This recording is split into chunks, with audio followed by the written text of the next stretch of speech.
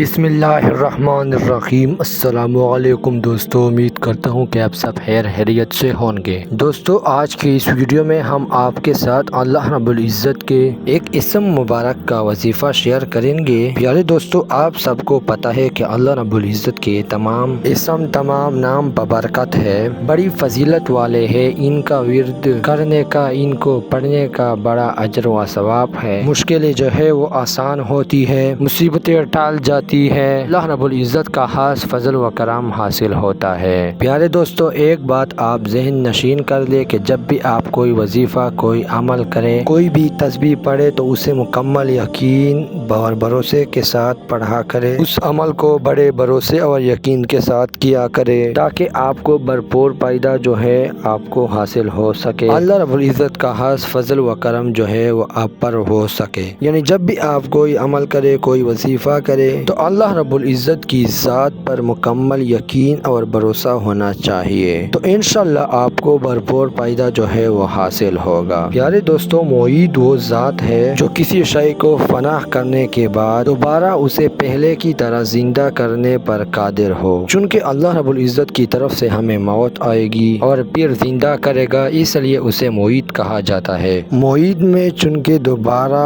واپس لوٹانے کا فلسفہ مضمر ہے، اس لیے اللہ تعالیٰ کو اس صفت سے پکارنے سے ہر ایسا کام جس کا تعلق لوٹنے سے ہوگا فوراً ہوگا انشاءاللہ بفضل خدا۔ دوستو، وہ اسم مبارک کیا ہے؟ وہ اسم مبارک آپ کی اسکرین کے اوپر شو ہو رہا ہے، یا معید، یا معید۔ اگر کسی شخص کی کوئی چیز گم ہو گئی ہو اور اس کو پتہ نہ چلتا ہو تو اس وظیفے کو، یعنی اس اسم مبارک کو، یا معیدوں کو 11,240 مرتبہ روزانہ 11 دن تک پڑھے۔ اول و آخر 11 مرتبہ درود شریف پڑھے، انشاءاللہ گمشدہ چیز مل جائے گی یا خواب میں اس کا پتہ چل جائے گا۔ دوستو، یا معیدوں کا ذکر عیب کو واپس لانے کے لیے بہت مؤثر ہے۔ اگر کسی شخص کا بیٹا یا کوئی عزیز غائب ہو گیا ہو اور اس کا کہیں سے پتہ نہ چلتا ہو تو 7 یوم تک اس اسم کو اس مقام یا اس